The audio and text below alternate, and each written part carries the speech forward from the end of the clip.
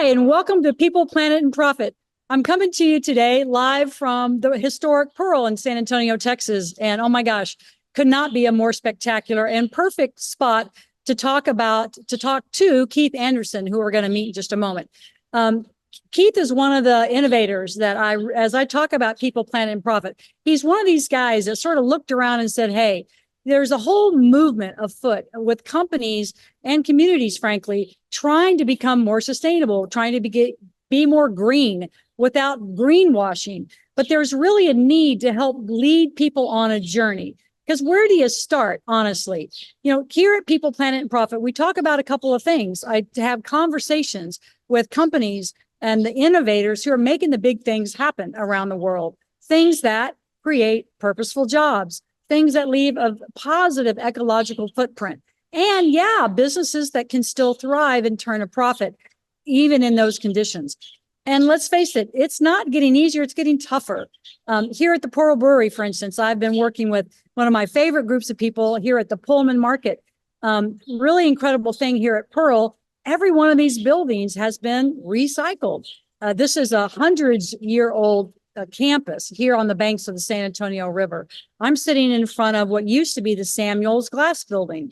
Samuel's Glass Building is where they made the beer bottles for the Pearl beer, back starting in 1760. So this is a really fantastic campus and a great place to have a conversation about sustainable businesses.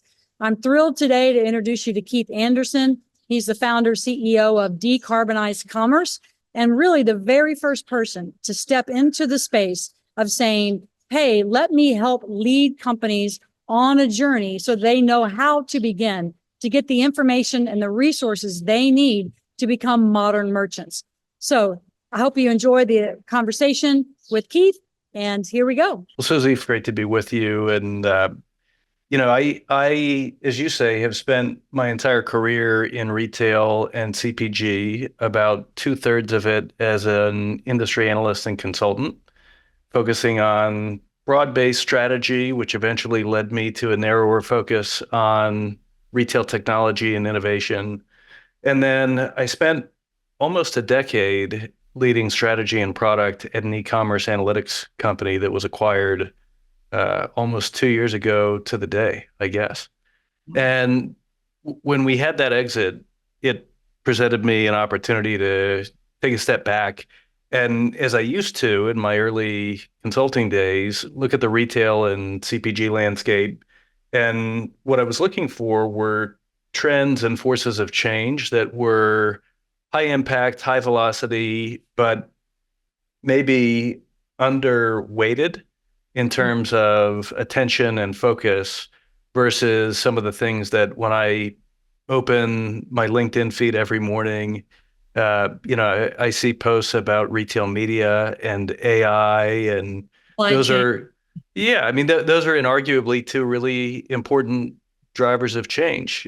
But what I started to suspect was that not unlike about 15 years ago when I started to focus on online grocery and retail technology, uh, while even then it wasn't brand new and there were people at both retailers and brands dedicated to uh, those areas as specialist functions, it was about to become a much higher order priority for the industry, and it was going to shift from being either a fraction of one person's job or maybe one full person's job to a part of everybody's job. And it was going to have big implications for not only distribution and channel strategy, but things like, what do we make and how do we make it and package it and how is it going to flow from the point of production through the retailer's network to the consumer. And what I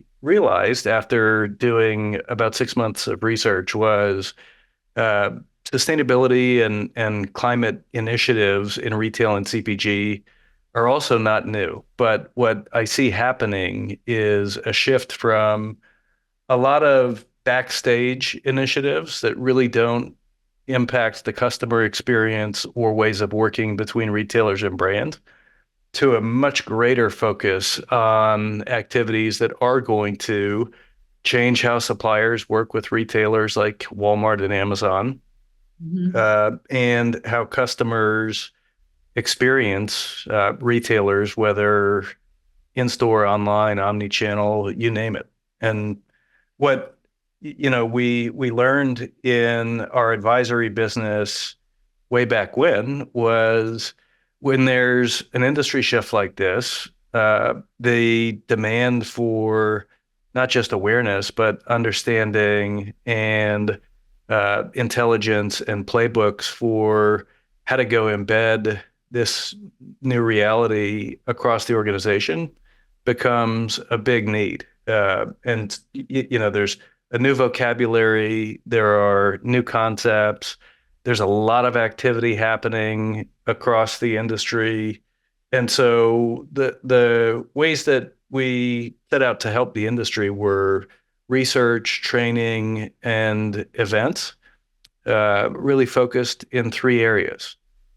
Strategy, essentially, what should I do or what shouldn't I do? Capability, how do I do it, especially as it relates to technologies and solution providers. I'll come back to that topic in a few minutes. And then thirdly, retailer playbooks. That is, if I'm doing business with any of the retailers that I depend on to reach consumers, how do I align what I'm doing with their programs, their incentives, as well as my own priorities, so that, to your point earlier, we sort of have the triple bottom line and a win for all three. So, yeah, I love it. And I'd love for you to come back and touch on the three: strategy, capability, and retail.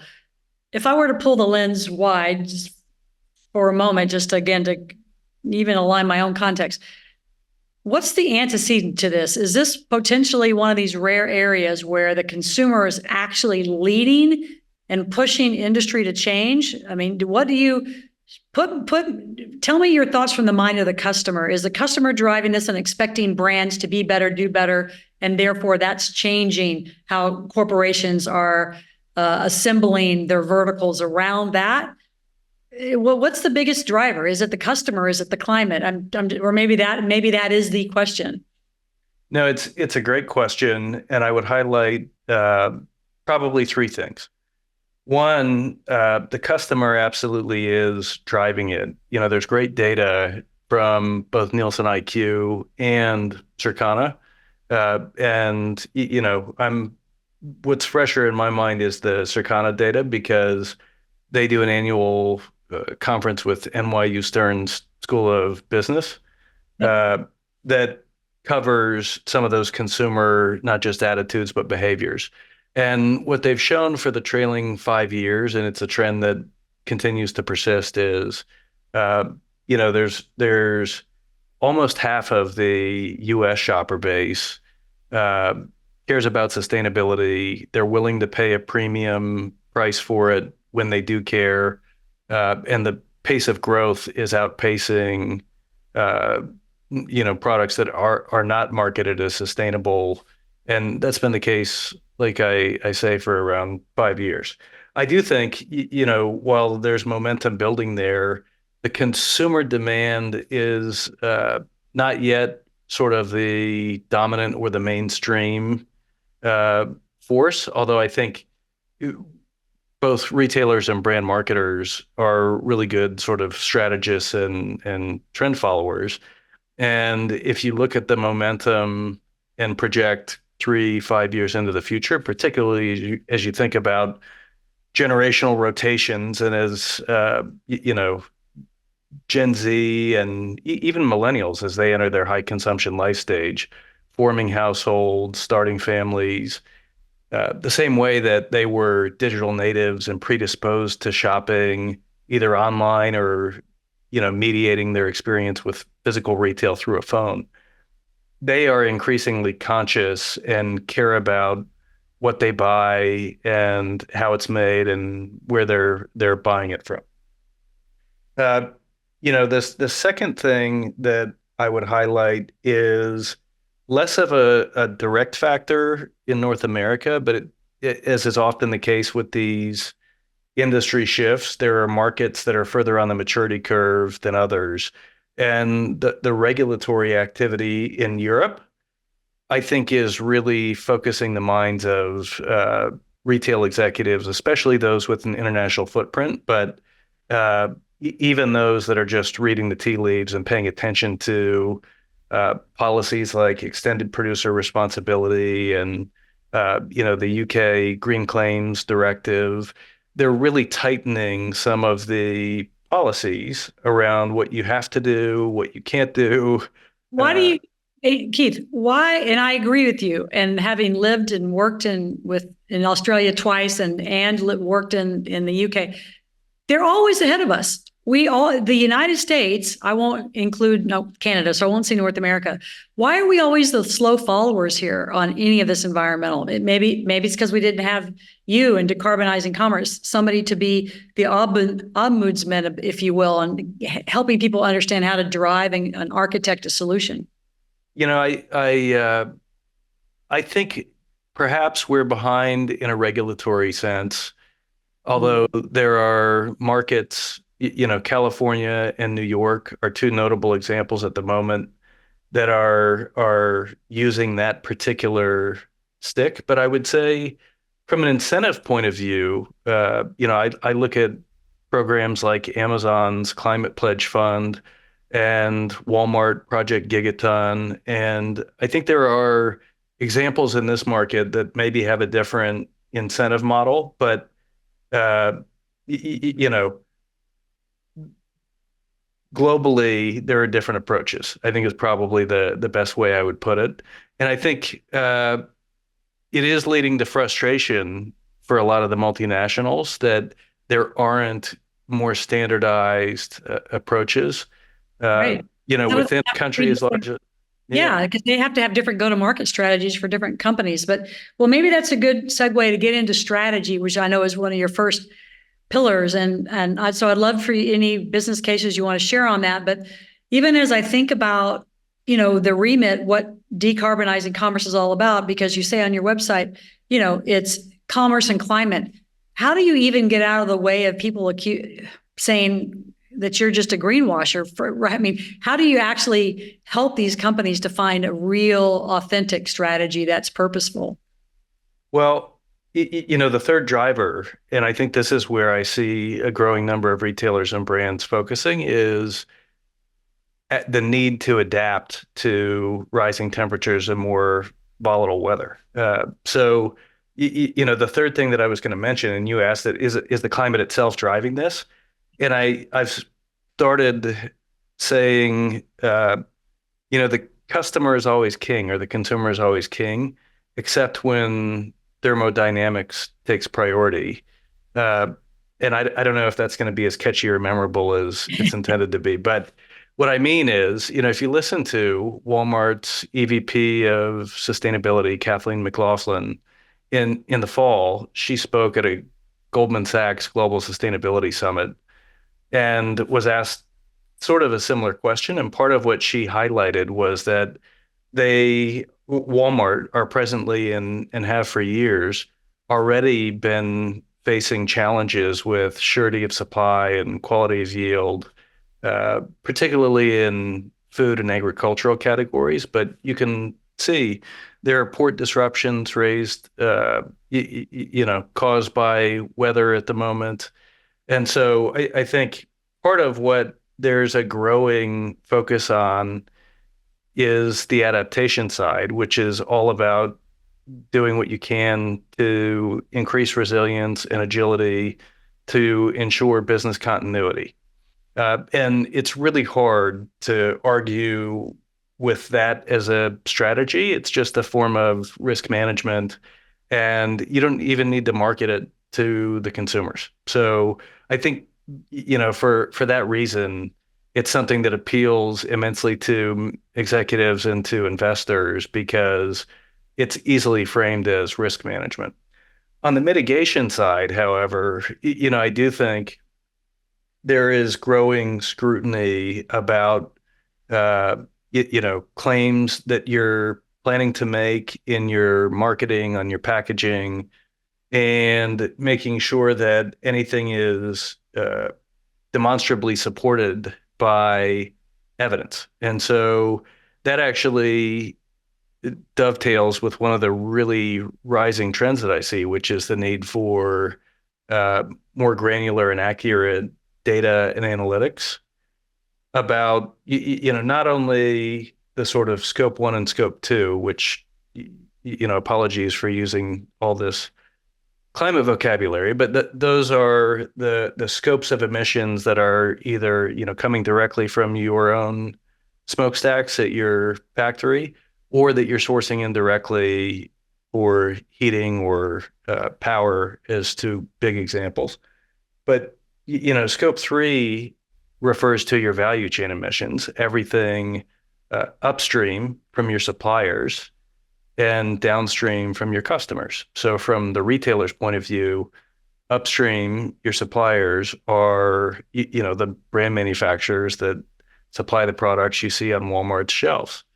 And if you're trying to reduce your scope three emissions, that means, you may be interested or you may be pressured to understand at a more granular level, product level, potentially, what the Oh, it is. what the climate footprint is of a given product. And it is a topic of some debate. At that same conference, Walmart said we don't necessarily need product level intelligence because we can point to the handful of categories that, sort of like the 80/20 rule. I think she said it's an even higher ratio when it comes to emissions. But the reality is, uh, there are business cases for understanding at a product level where the emissions are concentrated and then what's driving it. And especially on the manufacturer side, there's a lot of growing interest in getting to that level of clarity, because once you have it, it does two things for you. One, it sort of lays out a roadmap to what to go do to move the needle. And secondly, it gives you that foundational evidence that you need to justify however you plan to communicate what you're doing to retailers and shoppers. And I think one of the really interesting lessons that some of the early adopters and the forward-looking brands are discovering and starting to use to their advantage is it is really helpful with that cohort of consumers that's really conscious and actively looking for this. It's also increasingly influential to, other value chain stakeholders. Internally, once you've got what's called a life cycle analysis of a given product, it really has the potential to shift the thinking of everyone from your procurement team and product designers, your packaging team, your sales team, uh, as well as your retailers, who on no level do I want to suggest this is becoming a primary consideration for them. But when they're making assortment and distribution decisions, they are increasingly interested in both product and corporate level climate footprints. From an M&A perspective, it's becoming a bigger factor. There are just a huge and quickly growing number of both retailers and brands that have made these science-based target initiative commitments. Yeah.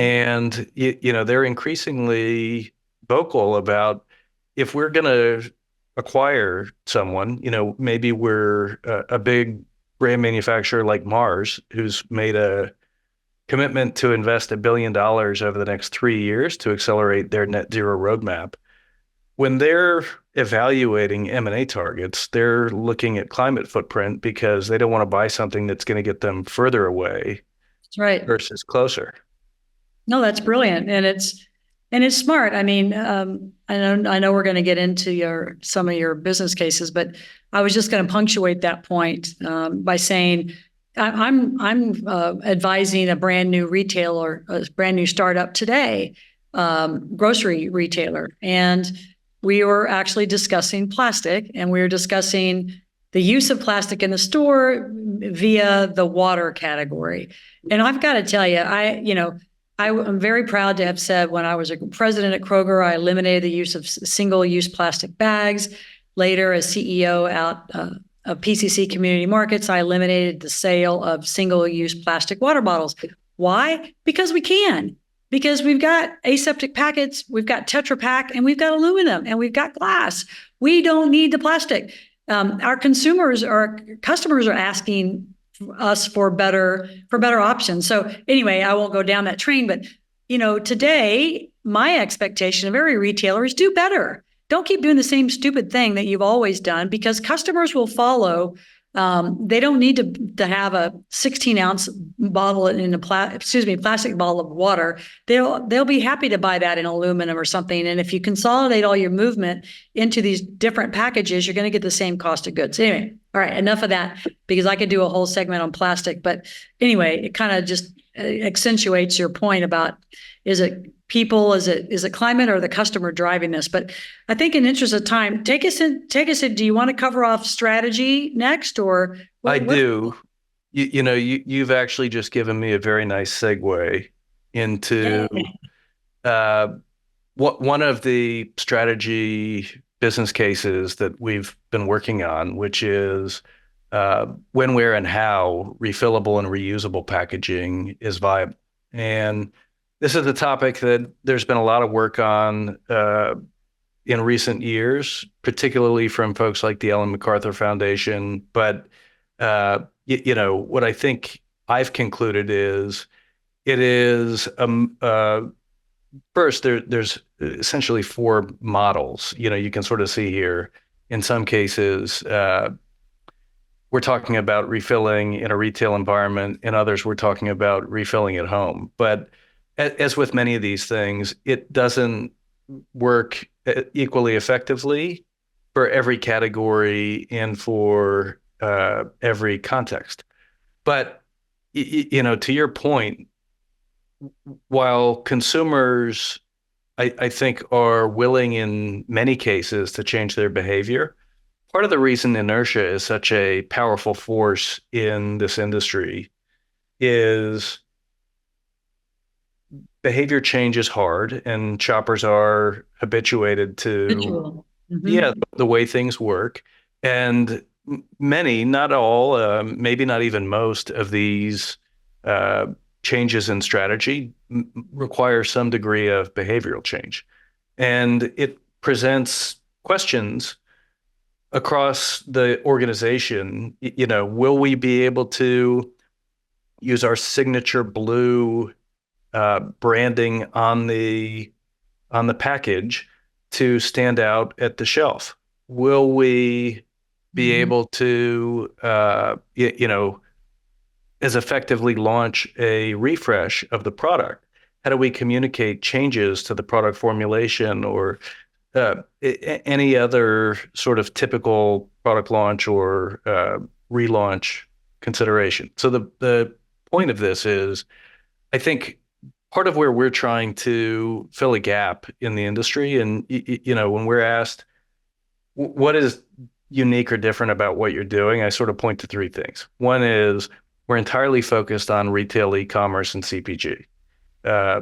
Two is we're as focused on the commercial considerations as the climate and sustainability considerations.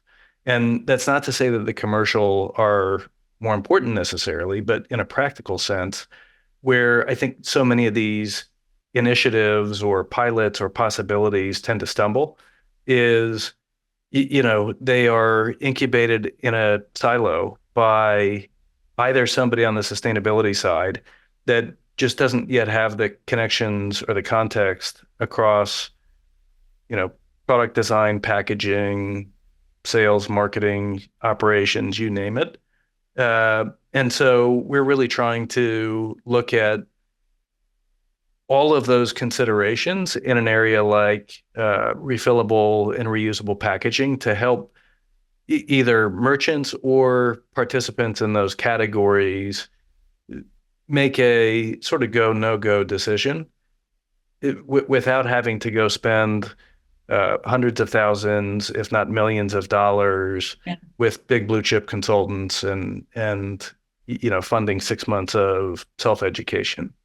Uh, so that's one example. And I think uh, just again, in the interest of time, on the capability side, uh, you know, I've got to exit out of this first.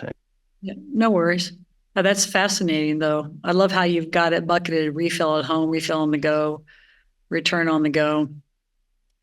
It's it's interesting. I also think driving the habitual nature, and we're all humans, so we're all the same. And I'm not saying I'm any more pure than anyone else, but something again on this water topic, we have so many different options available on shelf today, but we need to get retailers to break out of the habit on how they're merchandising their stores, and then customers will it'll be easier for them to change their habit. Just don't merchandise a 12-pack of 16-ounce water bottles, which basically it's a glass of water. Well, maybe it's 2 glasses of water, but it's a single serve, and that people go through 3 or 4 of those a day. Anyway, so that's super, but it is helpful if we can capture the data, we can objectify it, and then we can measure it and we can act on it. Suzy, when we talk about capability, one of the reasons that I started this practice is similar to the first technology advisory practice I started. What I found when I went looking was that there are more than 400 venture or private equity backed technology companies that are explicitly or exclusively oriented to retailers and CPG companies with a value proposition that is either partly or totally focused on lowering emissions. So in many of these areas, take something like resale or reverse logistics, there's all kinds of business value that they lead with when they're talking about how they're going to help you minimize returns or unlock value in reclaiming and reselling product. But part of their value proposition is, and by the way, as we help you sell more, we're going to help you waste less and probably lower emissions. And so, what I started to appreciate is there is an entire ecosystem, and it's growing quickly, that I think most retailers and brands are not even aware of, let alone have their arms around and are able to uh, dig in and parse, who are the players, and if I had to build a short list to go talk to, if I concluded this is an area that I need to go level up in, who would I talk to? And so, what we've done is map these more than 400 companies against factors like which scope of emissions are they able to help you target, which functions in the organization are going to work with them. Is it packaging? Is it procurement? Is it logistics?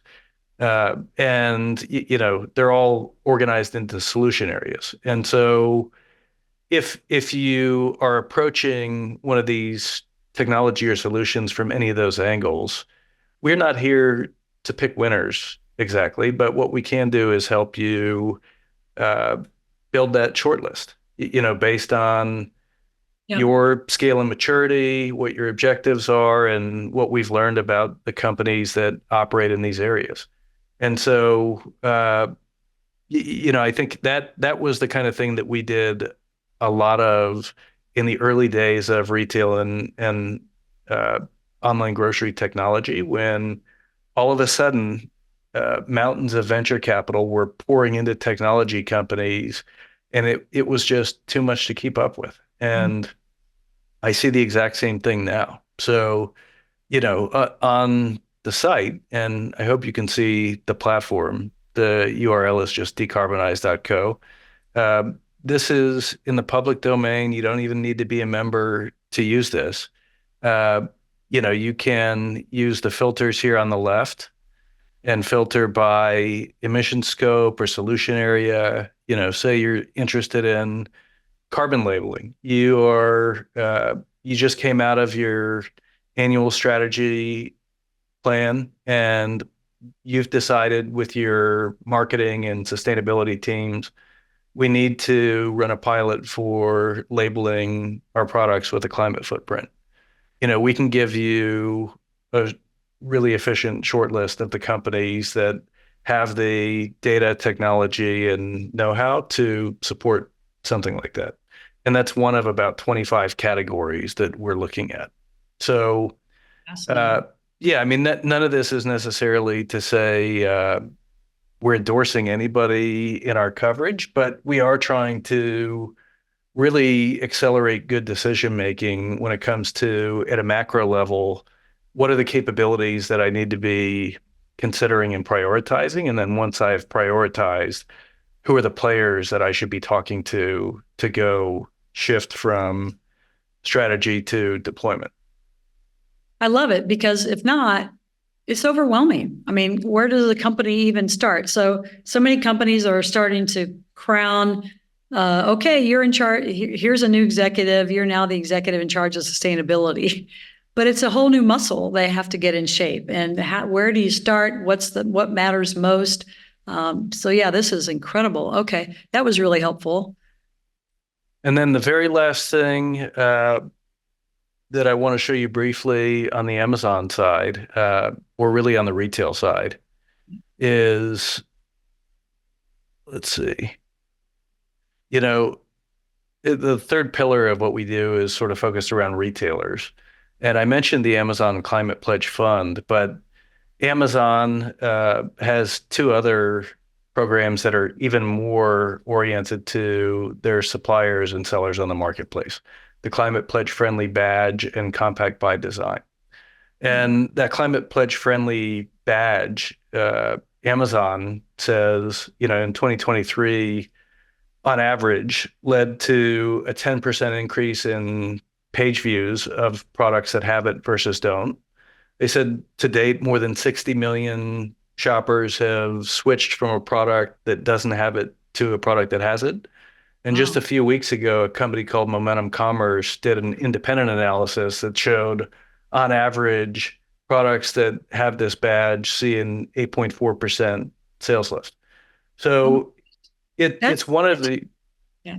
it's one of these programs that we know has commercial value and upside, but determining eligibility and actually earning eligibility is not as straightforward as it maybe could be. So part of what we do is try to demystify and simplify the process of understanding, okay, what is it and what's the upside potential, and how do I qualify as quickly and cost effectively as possible so that I both, win some goodwill with shoppers and Amazon, but ultimately get some of those commercial benefits that I just highlighted. So this is another example that, again, is very similar to early in my career. We were running workshops on doing business with Walmart and with Amazon, and frankly, they're both so big and complicated at this point. I don't want to try and teach anybody how to do business with them holistically. But, when we see the momentum building behind programs like this or Walmart Project Gigaton, we're certainly finding that brands are eager to understand, how do we fit this into our engagement plan with a retailer like Amazon, Walmart, Target, Kroger. Do you foresee, well, this is getting a bit more onto the go-to-markets retail insights that for Amazon, but there's been a lot in the last month or so. I've seen and heard and read many more stories about fast fashion, for instance, than I had previously, and good, because we're exporting our T-shirts to third world countries, and there's mountains of slowly decaying, clothing out there. So my question is, do you foresee a time at which working with Amazon they may start requiring that brands in certain categories meet a bare a minimum standard, or how does one think about that? I think the answer is yes. It's probably going to start with data and reporting requirements, which are effectively going to give them the answers they need to make distribution and marketing and merchandising decisions. And as I mentioned earlier, more retailers are beginning to do those scope 3 emissions inventories, which give them visibility into essentially, at least from an emissions perspective, those basic standards. But I think, we were talking about plastics. Walmart and Amazon also are not, they don't have tunnel vision about emissions and climate as the singular aspect of sustainability. And they do increasingly have separate targets for, packaging and a whole spectrum of related topics.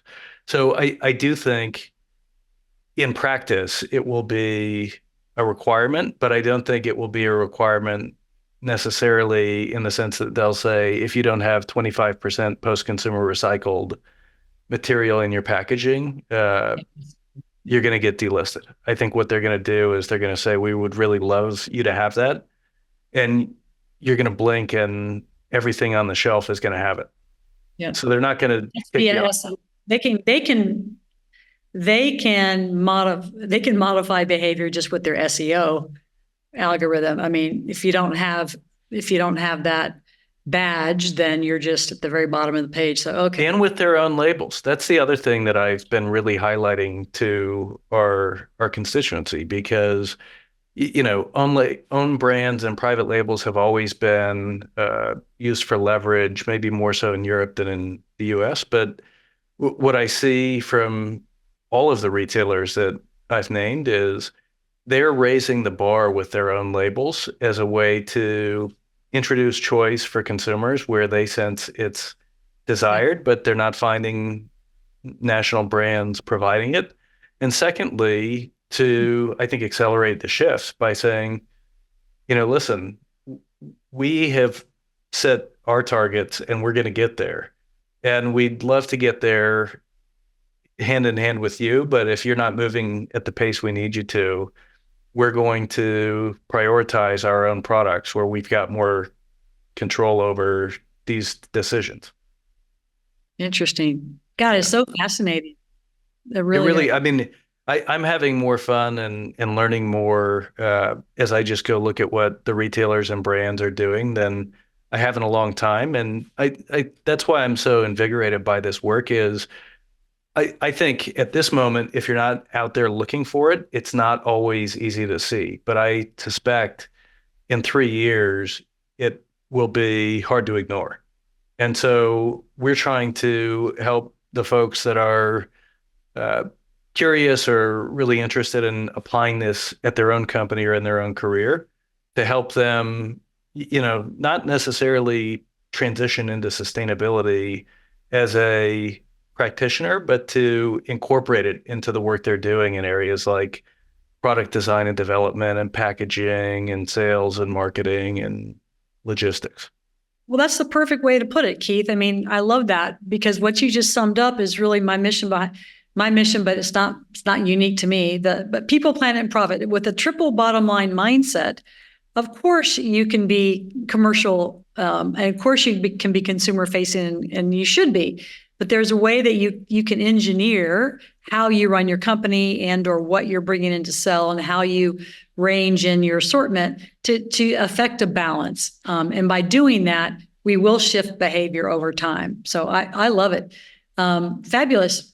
Well, what else is helpful to share as people, companies are interested, they want to know where to start, first steps, how to find you? Sure. I think the best place to start is our platform at decarbonize.co. And for anybody that's just curious or starting to pay attention to some of these industry shifts, we publish a free newsletter every Monday that covers industry developments, funding announcement. We feature jobs. Love it. So I would suggest signing up for the newsletter. We also are just launching a Slack community, which is, along the same lines, a place to connect with both entrepreneurs from, you see some of the recent podcast guests we've had, founders and CEOs of uh, emerging brands like Clean Cult and Surrey, but also major brands like Mars and Mondelez. So, if you want to connect with like-minded folks and share your work or ask for help, that also is free, and you can join right from the homepage. Uh, and if you want to get in touch with me, I'm easily found on LinkedIn, or you are welcome to email me at keith@decarbonize.co.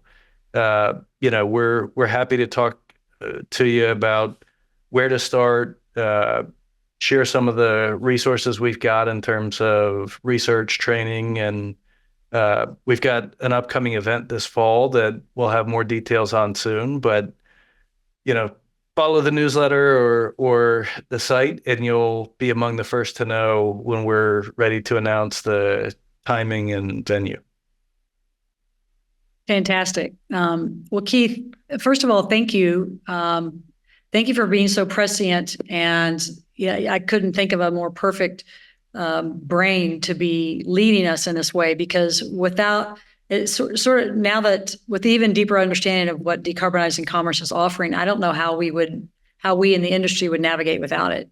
So you've truly identified a need and a niche and stepped into it. So thank you very much for that. And congratulations. I think you're going to get only busier and busier because, again, I think the customer is driving this. I think the climate is driving this. And it's something that has gone unaddressed in a global way. So thank you. Well, thanks for the kind words, Suzy, and thanks for having me on your show. You're welcome. Look forward to seeing you soon.